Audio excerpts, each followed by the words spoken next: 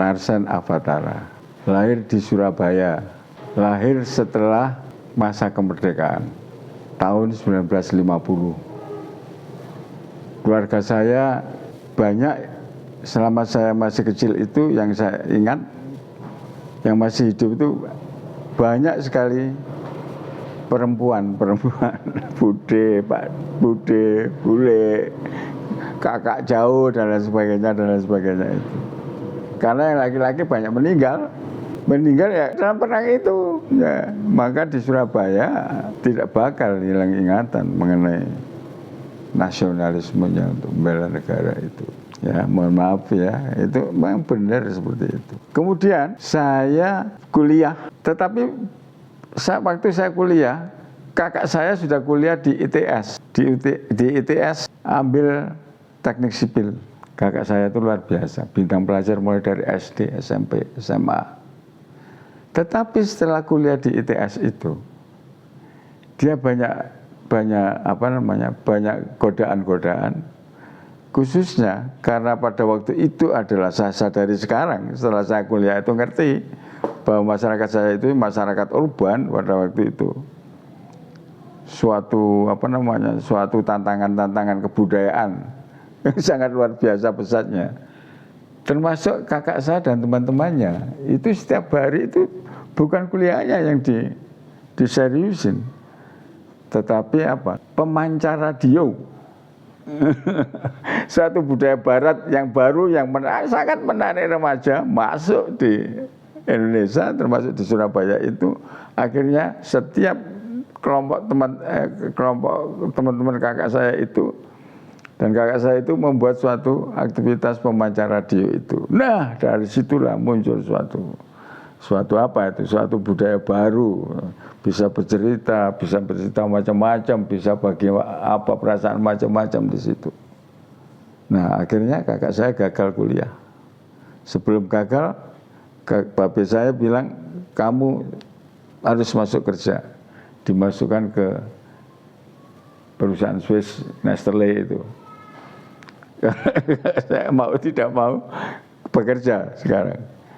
Dia sudah kuliahnya ditinggal, dia bekerja. Dan kamu jangan di Surabaya, kamu harus ke Jogja. Saya dibuang ke Jogja di situ. Karena pilihan saya memang Jogja. Jadi antara arsitek, kan saya dari mahasiswa MIPA. Saya dari arsitek, pilihan saya arsitek Surabaya ITS dan ASRI Yogyakarta. ITS sangat sulit rankingnya, terlalu jauh. Terus akhirnya saya ke Jogja dan diterima di Jogja, di ASRI Yogyakarta. Nah, sejak itulah saya kuliah di ASRI Yogyakarta. Saya nggak tahu, secara tidak sadar menemukan, pop art yang saya hadirkan itu berbeda dengan Vasarely, berbeda dengan pop art yang lain, tokoh-tokoh yang lain. Nah, ada suatu kebanggaan saya. Ada satu kebanggaan di situ. Saya mengembangkan rujukan-rujukan barat, tetapi saya menemukan suatu hasil baru dari rujukan-rujukan itu. Itu menurut saya. Saya baru bisa bicara sekarang. Pada waktu itu saya itu sendiri, lonely, jarang bicara, jarang cuma bekerja begitu. Seperti seorang kehausan untuk menciptakan sesuatu.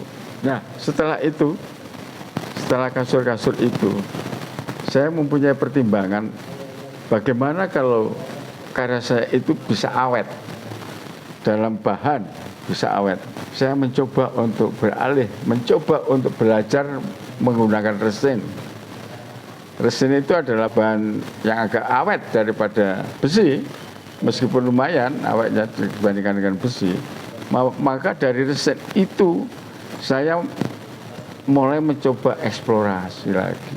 Nah, dari resin itulah saya menemukan desain-desain atau riset-riset bentuk, bukan desain ya, riset-riset bentuk yang lebih awet, yang lebih bisa dikembangkan secara basic kultural maupun basic akademik saya bisa mengembangkan bentuk-bentuk itu. Dan jadilah karya-karya saya dengan media yang berbeda, dengan medium yang berbeda, yaitu fiberglass. Dari mana saya dapatkan fiberglass itu? Dari tokoh-tokoh pematung di Jogja. Di sana ada Edi Sunarso, ada yang lebih cocok lagi yang saya dekatin itu adalah Pak Budiani pada waktu itu. Pak Budiani, seorang pematung, orangnya cukup baik dalam menjelaskan suatu riset bentuk. Termasuk saya, dia senang dengan riset bentuk saya utarakan begini-begini. Saya tidak meninggalkan tradisi, Pak, sama sekali. Dan saya tidak juga tidak mengerti tentang aspek, tentang energi, tentang bentuk-bentuk yang mempunyai force, mempunyai kekuatan-kekuatan, di mana kekuatan mata itu melihat. Nah, dari situ saya dapatkan dialog-dialog itu. Dan ini bentukmu sudah bagus 3-dimensional, tapi ornamenmu kadang-kadang mengganggu. Kan bagaimanapun orang Indonesia kan masih teringat ada ornamen wayang, ada karya-karya primitif. Secara implisit itu sudah tidak mau masuk di dalam, kalau konsep Cina itu kan masuk di dalam tangannya. Getaran-getaran itu bukan getaran spiritnya, tapi aspek visual itu bisa mempengaruhi dan masuk ke tangan saya juga. Bukan iseng memberikan tambahan-tambahan tentang ornamen-ornamen. Ornamen-ornamen di situ bukan ornamen-ornamen menghias, tapi ornamen-ornamen yang memperkaya ekspresi dari bentuk yang saya hadirkan. Nah, dari situ waktu di ASRI saya lulus ya, tapi S2-nya kan nggak bisa S2. Wah, terus kemudian saya S2-nya kemana? Mau ke Amerika, tes TOEFL-nya nggak pas, mau ke Swiss, kalau kemana nggak bisa. Nah, tiba-tiba ada dewa penyelamat dari UGM memberikan teman-teman ASRI yang sudah S1 itu bisa di S2-kan, karena kita masuk di dalam sistem pendidikan tinggi, jadi harus S2 kalau mau doktor. Nah, baru di S2 itu di UGM saya masuk di sana mengambil suatu jurusan humaniora. Ya, dari jurusan humaniora itulah saya dapat suatu pemahaman teoritik, baik aspek sosiologis, filsafat maupun psikologi. Tahu sendiri bahwa UGM godanya orang-orang ilmu sosial, termasuk orang-orang yang di dalam dosen-dosen di dalam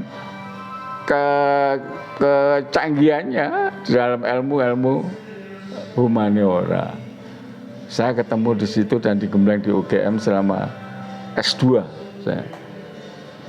Karena pada waktu itu S2 ASRI sulit mendapatkannya. Dan di situ saya ketemu pakar-pakar, tidak perlu saya sebutkan namanya, dan sangat terkenal pakar-pakar itu. Saya diberikan suatu rujukan teori-teori, di mana buku-buku yang belum saya pernah dapatkan saya bisa pinjam dengan rekomendasi daripada pakar-pakar dosen itu. San, kamu butuh buku apa? Ini Pak.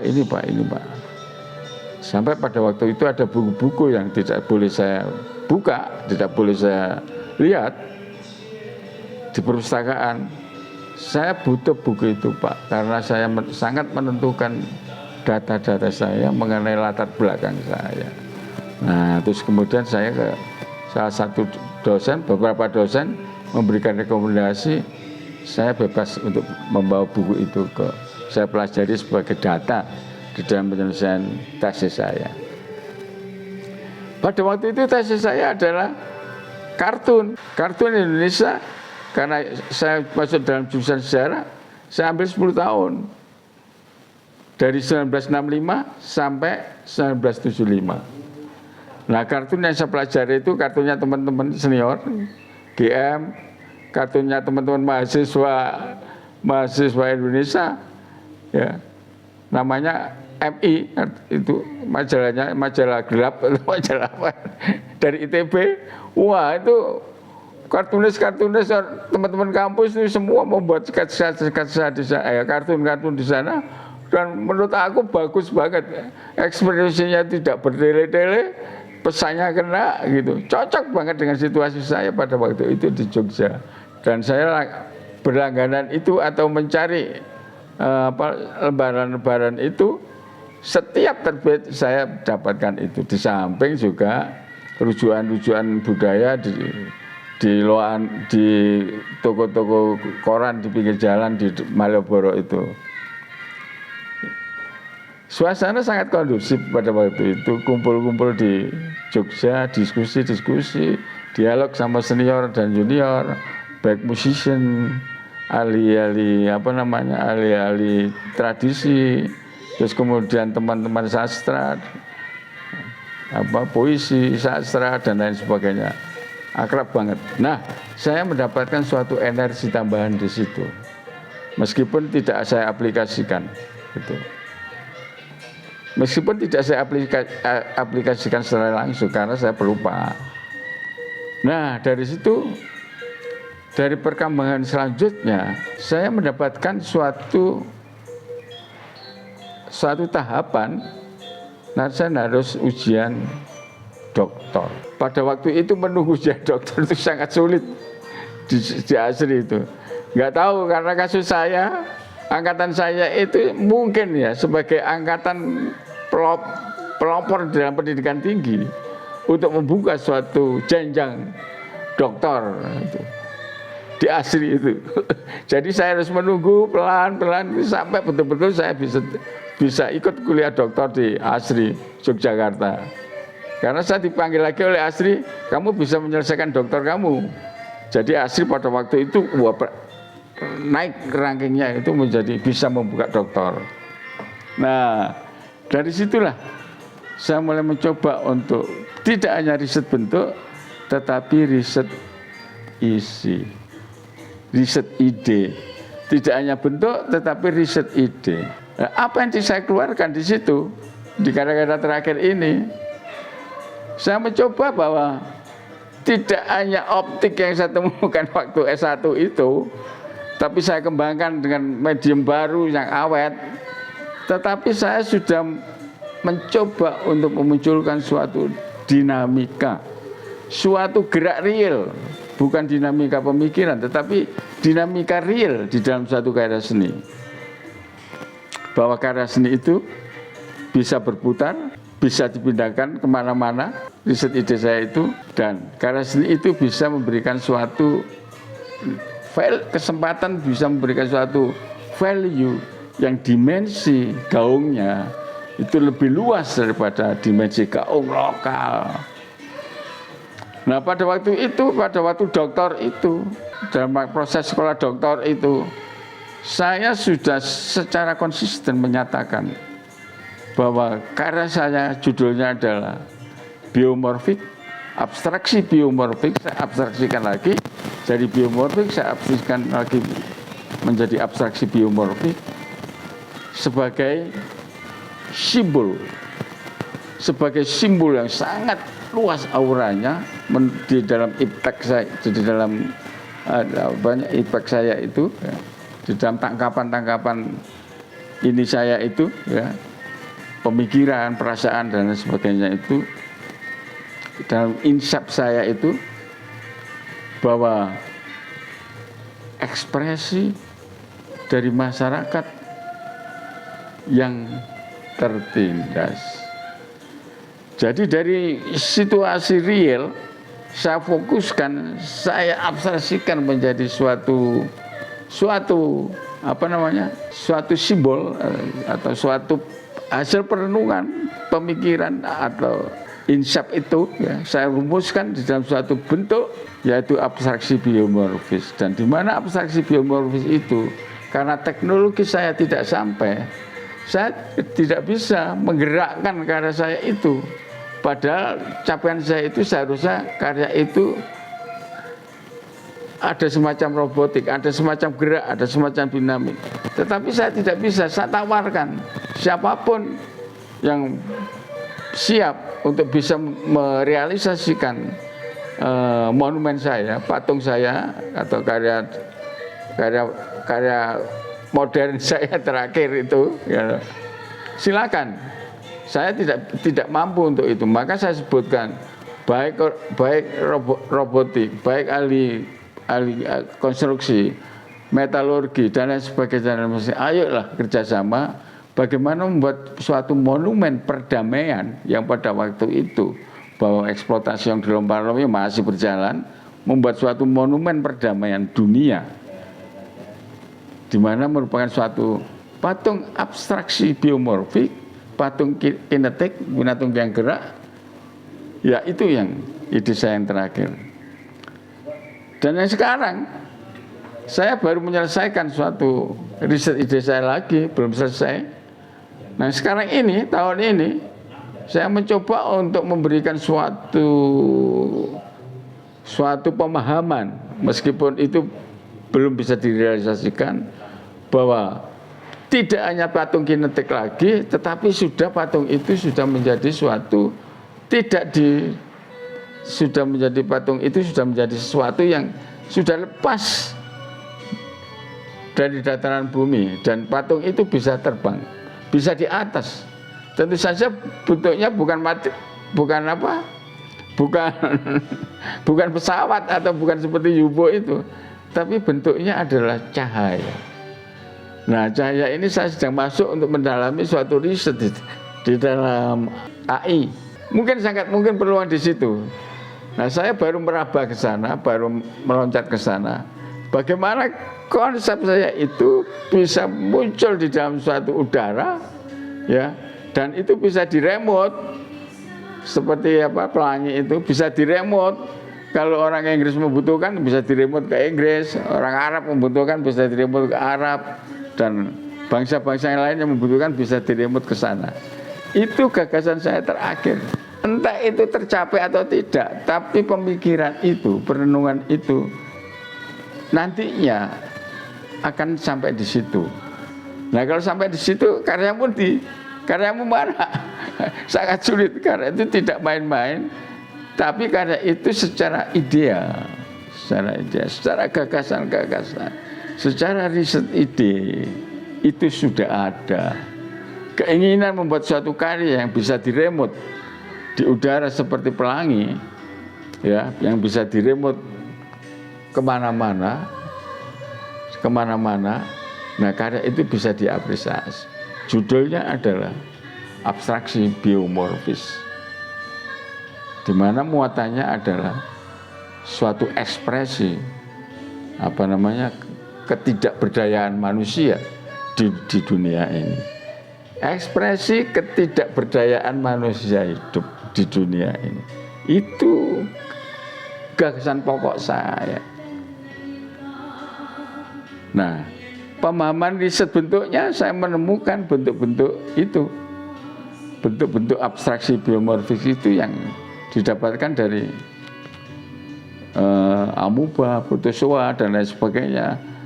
Abstraksi dari itu berbulan-bulan dan bertahun-tahun saya mencoba untuk mencari bentuk-bentuk itu, di mana bentuk-bentuk itu bisa putus, bisa nyambung sendiri, bisa pecah, bisa berubah bentuk, dan lain sebagainya. Itu karya Larsen. Selainnya saya nggak tahu, itu karya liris apa-apa. Dulu waktu saya di Asri itu kan ramenya di dunia seni rupa itu kan seni rupa baru dan bukan.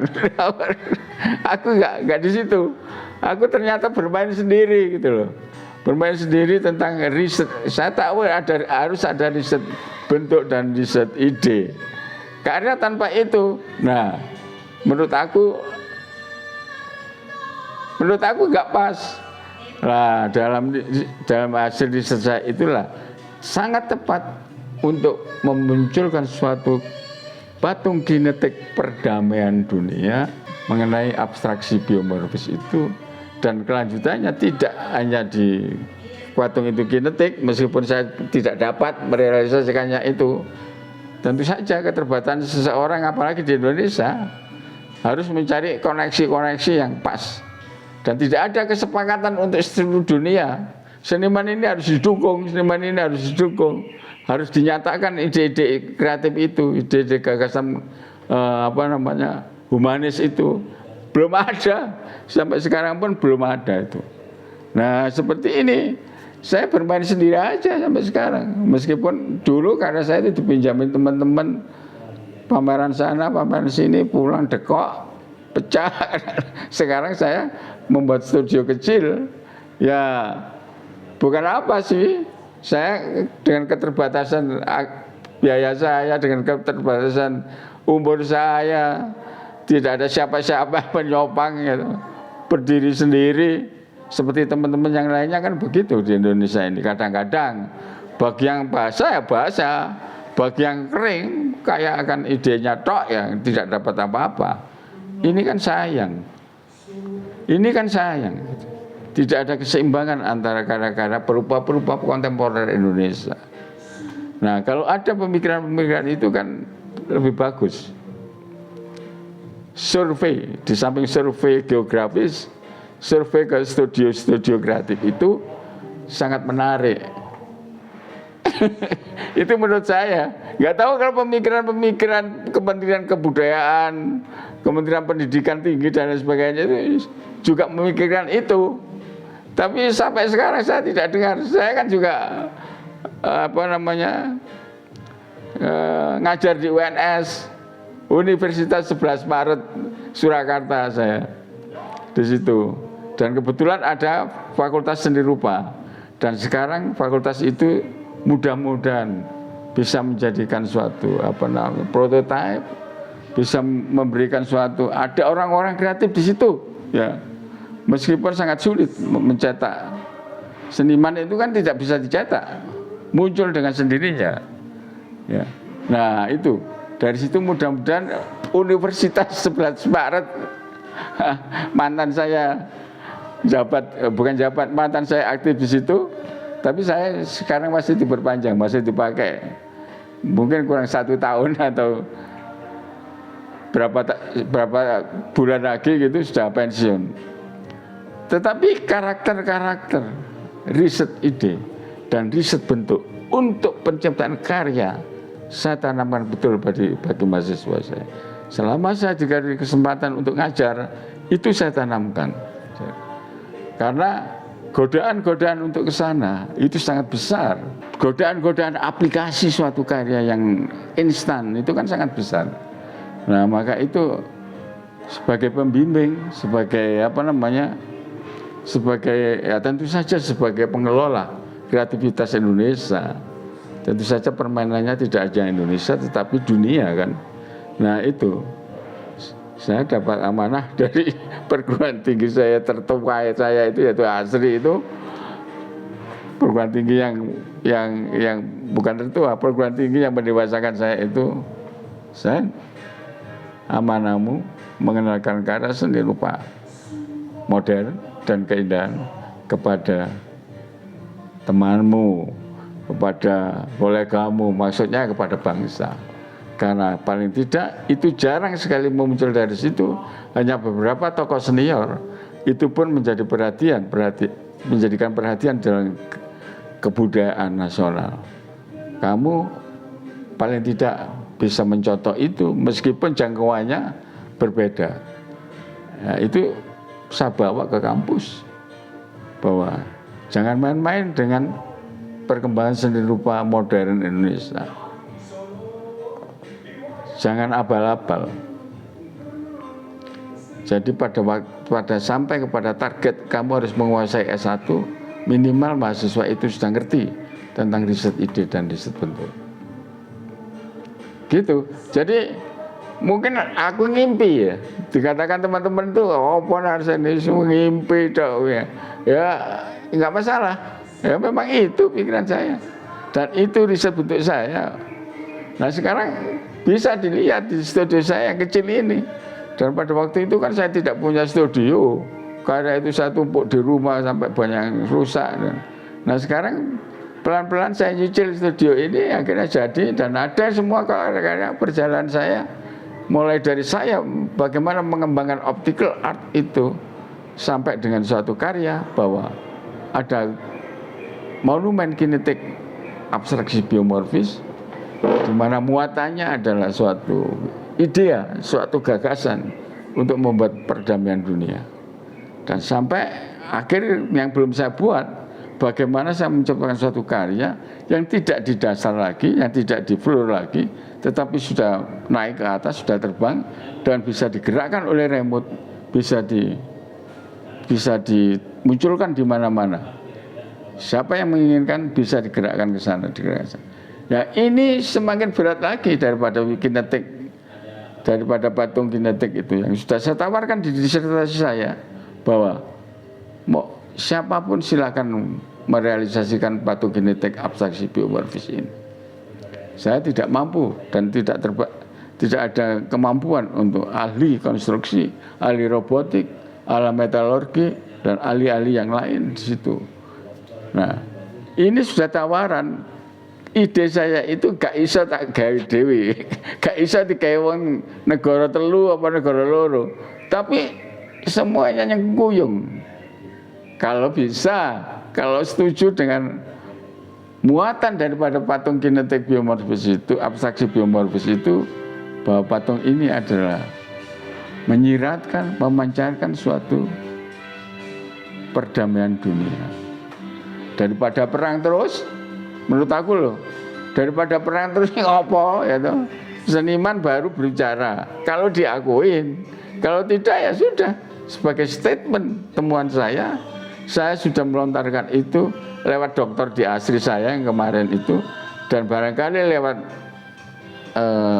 lewat kesempatan saya yang terakhir, saya akan menciptakan itu. Seandainya tidak tercapai secara murni, secara real, tetapi paling tidak gagasan itu real, gagasan itu ada, gagasan. Nah di situ, ya dikatakan mimpi ya silakan saja. Tapi saya aktif. Temuan saya itu progresif terus bergerak begitu. Nah persoalannya ada nggak yang simpati ke situ gitu. Seandainya paling tidak patung kinetik abstraksi biomorfis perdamaian dunia itu ada yang simpati, itu bisa dibuat.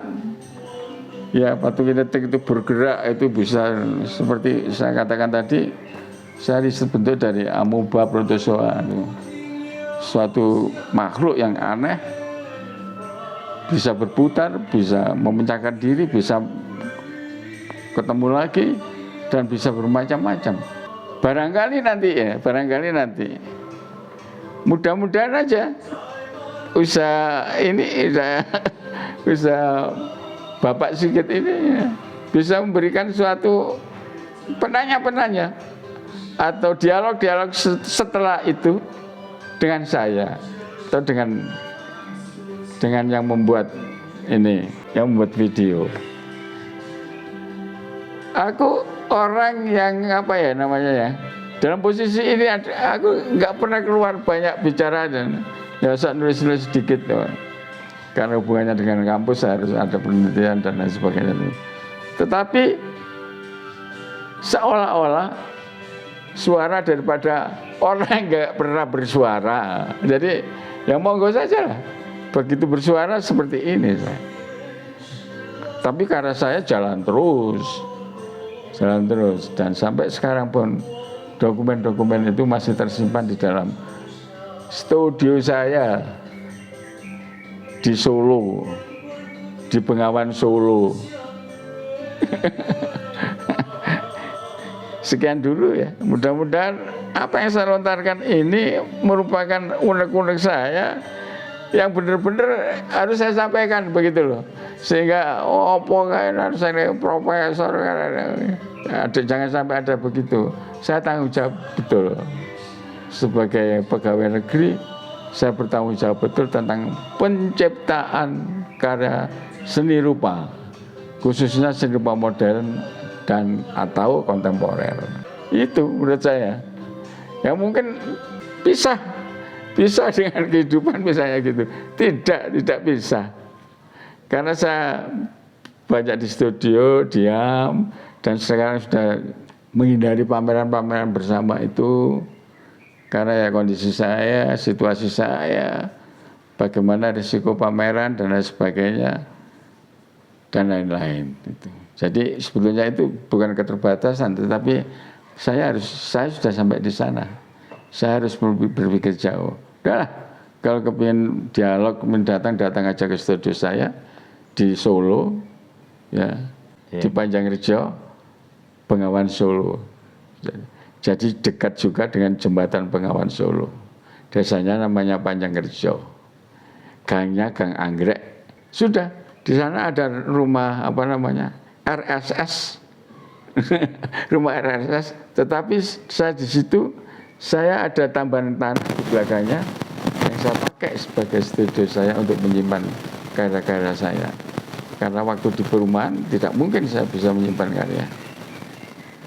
Karena perumahan itu untuk keluarga. HP-nya, aduh, kesempatan ini saya pakai. HP-nya adalah 081 215 26118.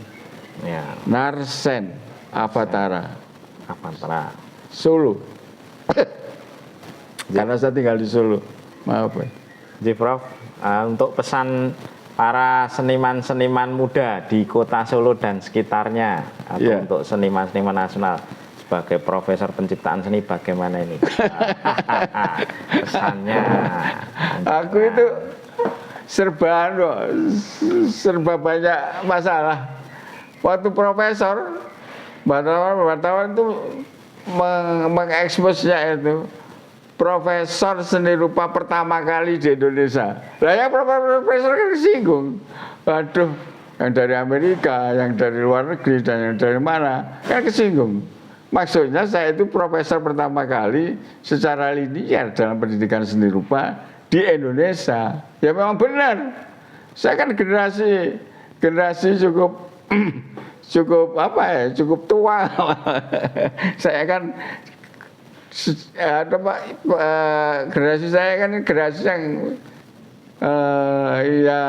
seiring atau hampir sama dengan generasi pemberontak nilai seni rupa modern di Indonesia itu, gitu. Ya sampai sekarang saya seperti ini, ya nggak masalah, gitu. Jadi alamat saya apa tadi pesannya untuk seniman. Pesan saya seperti untuk seniman-seniman muda, ya, atau khususnya seniman-seniman kampus, karena kampus itu seniman itu bukan seniman, perupa kampus, ya, seniman itu sulit ya, seniman itu tidak bisa dicetak, dilahirkan, ya. Nah, pesan saya adalah riset ide dan riset bentuk. Jangan masuk di dalam wilayah jangan masuk di dalam wilayah ini loh rutinitas, reproduksi. Stereotip. Ini direproduksi. Wah, ini asli saya. Kuwi reproduksi kowe maca sejarah. Menurut Gerung sejarah wacanan mereka waca gak iso kowe tadi. Kasarannya begitu loh. Jadi banyak teman-teman itu sebetulnya adalah zaman ini kan zaman reproduksi yang tidak disadari. Tampil beda sedikit katanya sudah miliknya. Nah, repot. Wah, itu kalau dilacak menurut pemikiran saya, wah itu sudah repot. Sampai sulitnya menciptakan suatu karya seni karena lupa ada riset ide dan riset bentuk. Wah, apa yang berbau tradisi itu yang sangat luar biasa. Aduh, apa yang dikaitkan dengan ekonomi ya bisa laku, banyak pesanan, itu luar biasa. Ya oke saja lah, biar saja itu hidup gitu loh. Tapi sebagai seorang perupa yang betul-betul perupa, riset bentuk dan riset ide itu sangat penting. Termasuk dalam saya mengajar di UNS, meskipun itu anak semester 1 studi dasar, saya sadarkan itu ada riset. Karena disitulah kontrol pribadi itu sangat kuat. Nah, itu pesan saya untuk penciptaan, ya. Di luar penciptaan karepmu, ya. Kamu reproduksi atau apa, nggak sadar atau sadar, terserah. Demi kepentingan masing-masing. Silakan, karena itu hasil daripada suatu kebudayaan manusia. Gitu. Tapi di dalam kebudayaan manusia itu ada sesuatu yang sangat canggih, yang membanggakan, yaitu disadari dengan, kalau dalam penciptaan didasari dengan riset ide dan riset bentuk. Ya itulah yang bisa saya sampaikan, dan aku nggak muluk-muluk datang aja ke studio saya, iki lho sing tak omongke. Bisa diterima atau tidak, saya nggak butuh diterima atau tidak. Saya butuh merealisasikan tentang penciptaan saya di dalam karya seni, rupa modern atau kontemporer. Kalau itu dimasalahkan modern atau kontemporer terserah. Tapi di dalam penciptaan karya seni rupa Indonesia.